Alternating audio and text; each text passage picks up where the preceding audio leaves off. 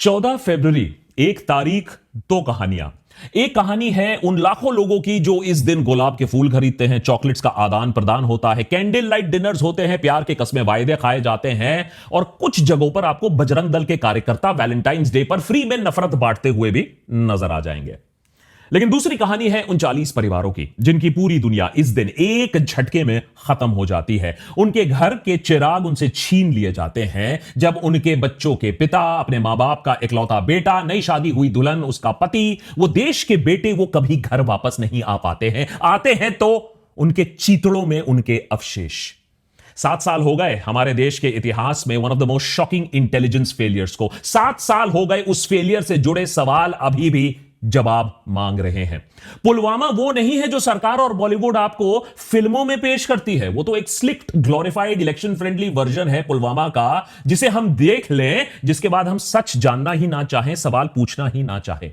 क्योंकि पिक्चरों में आपको क्या दिखाया जाता है? हमारे सैनिक हंसते गाते अपने काफिले में निकल पड़े हैं, उधर से पाकिस्तानी टेररिस्ट अपनी गाड़ी में आरडीएक्स लोड करके बस के सामने आता है, ब्लास्ट कर देता है और फिर हमारा देश और हमारी फौज तैयारी करती है, घर में घुस के मारने की तैयारी करती है। पाकिस्तान के अंदर हम दाखिल होते हैं, 200 से 300 टेररिस्ट को हम मार गिराते हैं। Happy ending.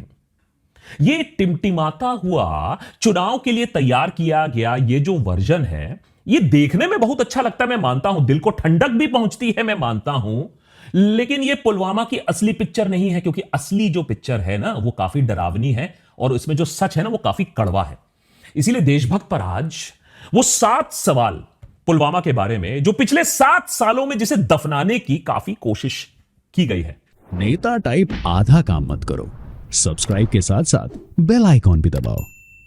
14 फरवरी 2019 सुबह 3:30 बजे 78 गाड़ियों का काफिला, जिसमें 2547 सीआरपीएफ जवान शामिल थे, वो जम्मू से श्रीनगर की ओर निकल पड़ते हैं।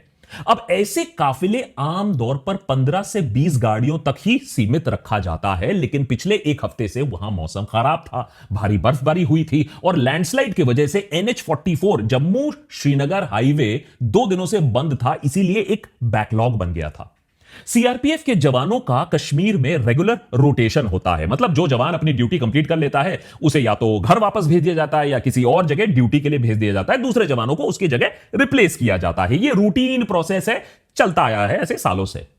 13 फरवरी तक जम्मू में इन जवानों की संख्या 2500 से ज्यादा हो गई थी।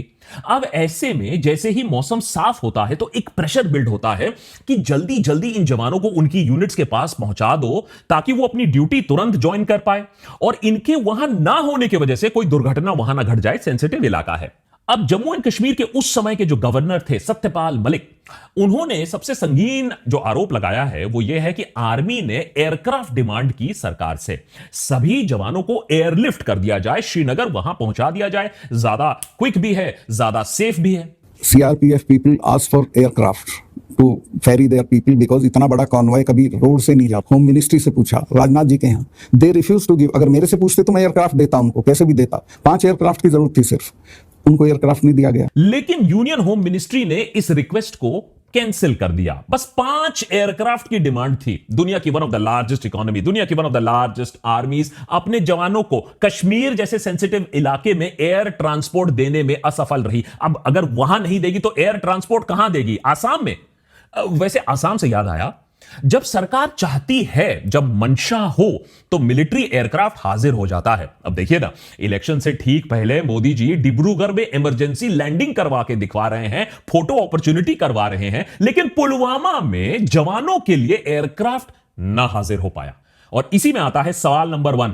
7 साल बाद भी हमें इस डिटेल में बात क्यों नहीं बताई गई थी कि डिनायल किसने इशू किया, किसके ऑर्डर पर यह डिनायल किया गया, डिनायल का चेन ऑफ कमांड क्या था और पनिशमेंट किसको मिली इस ओवरसाइट के लिए।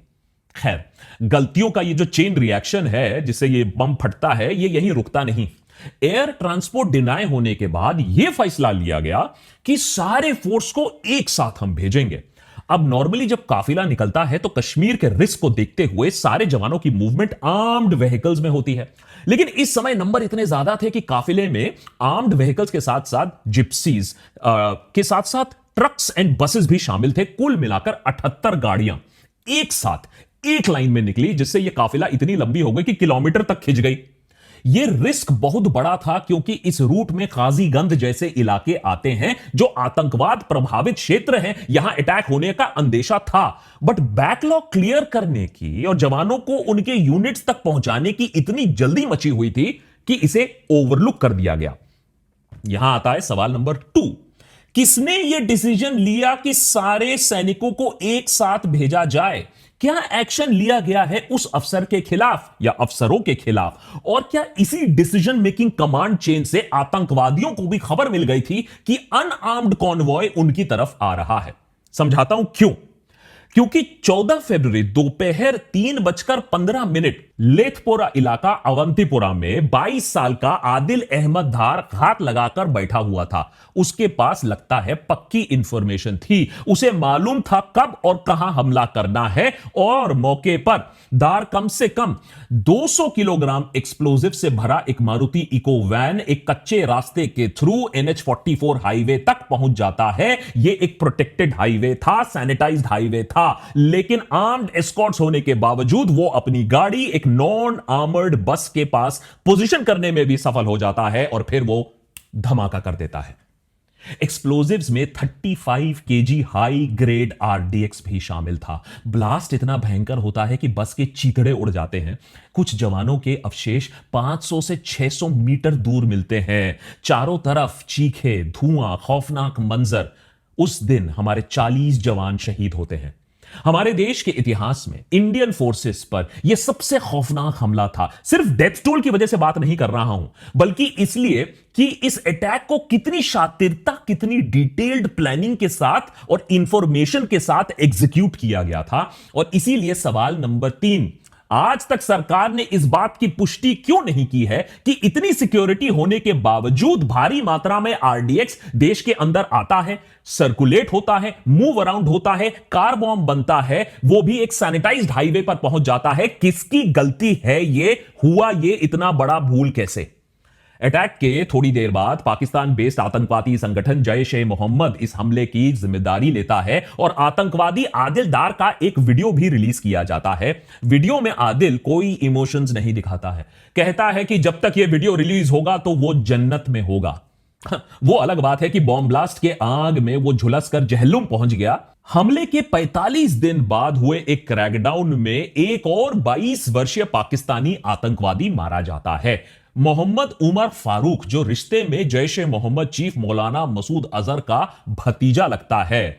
उसके पास से मिले मोबाइल सैमसंग गैलेक्सी नोट 9 से यह पता चलता है कि वो खुद इस पूरे अटैक का मास्टरमाइंड था, मास्टरमाइंड्स में से एक था। जब वो पाकिस्तान गया था उस समय वो 35 केजी हाई ग्रेड RDX मार्च और मई 2018 के बीच में भारत चुरा कर ले आया था, इन्फिल्ट्रेट करके आया था।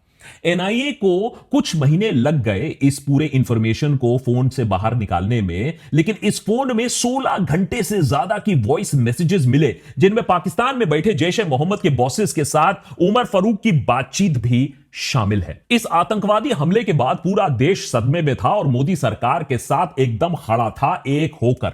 लेकिन इसी सहानुभूति के चलते सरकार ने सवालों का जवाब देना उचित नहीं समझा और ना ही मोदी सरकार ने माना कि यह हमारे देश की सबसे बड़ी इंटेलिजेंस फेलियर्स में से एक है। And I told it to the prime minister same evening कि ये हमारी गलती से हुआ है, अगर हम एयरक्राफ्ट दे देते तो ये नहीं होता। तो उन्होंने मुझे कहा कि तुम अभी चुप रहो। गौर करिएगा, ये इंटरव्यू कोई आम इंसान नहीं दे रहा है। सत्यपाल मलिक उस समय जम्मू एंड कश्मीर के गवर्नर थे, लेकिन किसी ने भी जिसने सवाल उठाया उसे कुचल दिया गया। सरकार सत्ता के घमंड में इतना चूर हो चुकी थी कि सवाल का जवाब देना उसने उचित ही नहीं समझा, कि उसने कुछ भूल भी किया होगा। और इसीलिए सवाल नंबर 4, अब पाकिस्तान इस हमले में इन्वॉल्व था वो तो सबको समझ में आ गया, लेकिन क्या पाकिस्तान अकेले ये अटैक कर पाता? क्या उसके पास ऐसा सिस्टम था कि उसे मालूम था कि ये कॉन्वॉय कब, कहां और अनप्रोटेक्टेड आने वाला है? क्या हमले में कोई और इंटरनल एलिमेंट इन्वॉल्व था?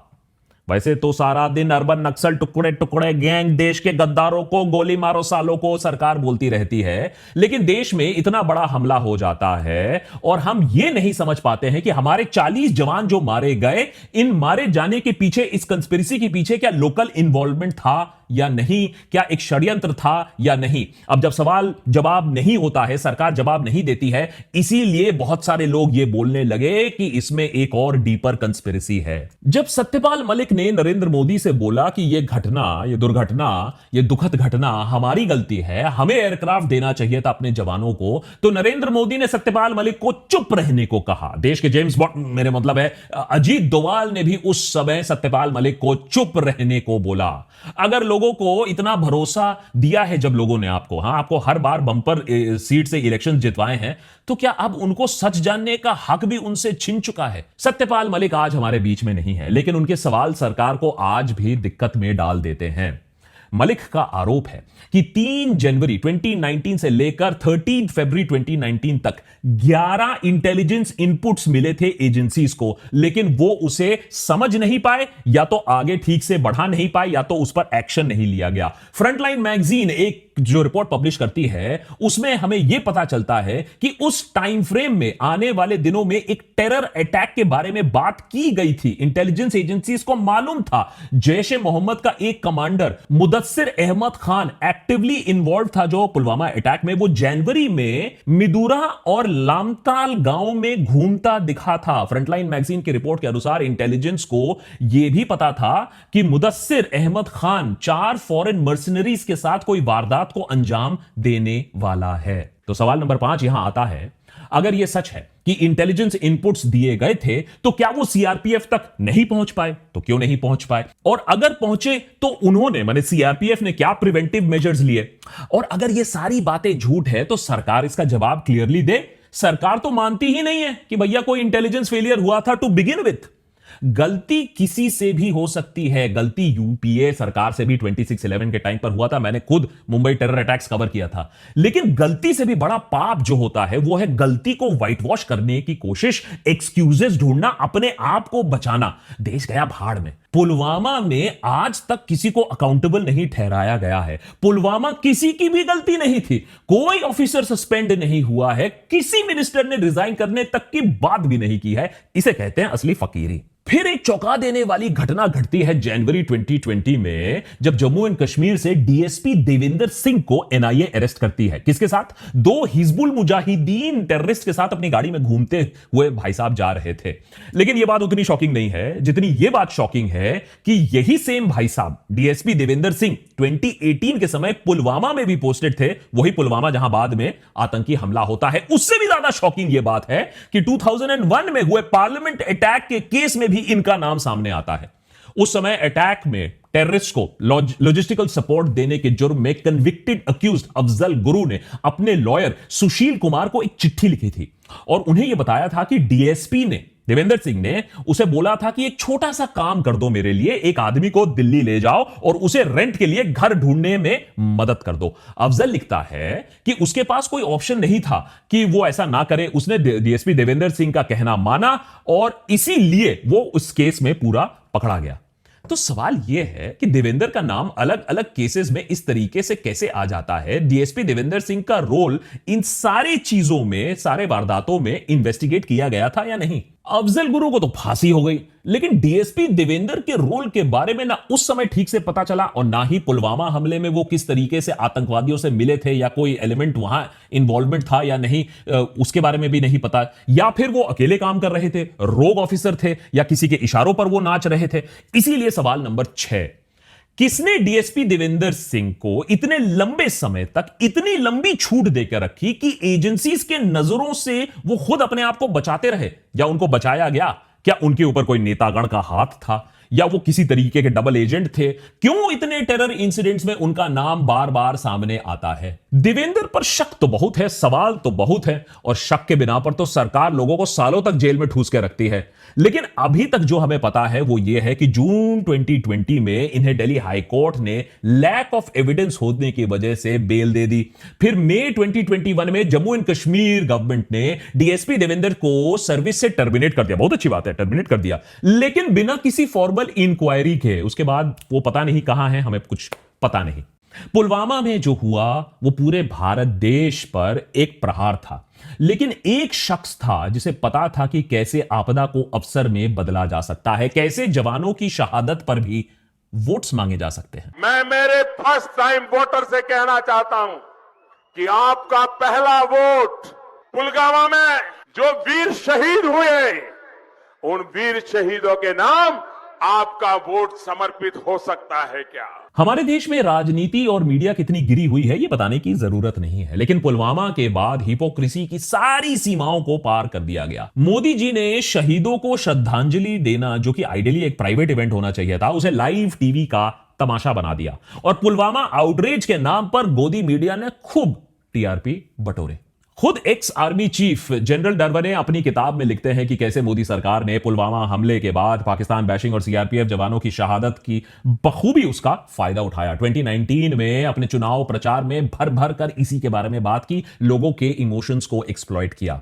अब समझ में आ रहा है कि सरकार ने 2 साल से इस किताब को रिलीज क्यों नहीं होने दिया, क्योंकि यह सरकार की असलियत बयां करता है।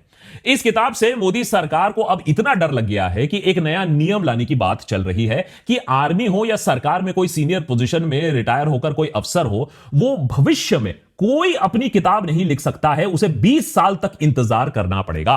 हां, पार्टी ज्वाइन आप इमीडिएटली कर सकते हो, लेकिन किताब लिखने के लिए 20 साल इंतजार करो। वाह मोदी जी वाह। पुलवामा की वजह से सरकार को खूब सपोर्ट मिला, भारी वोटों से बीजेपी पावर में वापस आती है। लोगों को तब लगा कि नेशनल सिक्योरिटी के मामले में बीजेपी कभी कॉम्प्रोमाइज नहीं करेगी। लेकिन 2019 लोकसभा चुनाव खत्म होने के बाद बीजेपी सरकार पुलवामा और आतंक को हल्के में फिर से लेने लगी और अंजाम हुआ पहलगाम। फिर से वही गलतियां।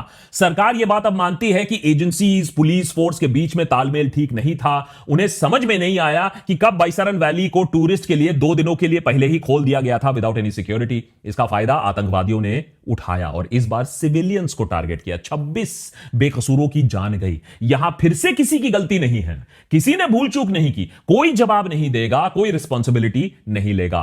सरकार की तरफ से तो गलती हो ही नहीं सकती है, मिनिस्ट्री ने कोई रिस्पॉन्सिबिलिटी भी नहीं ली।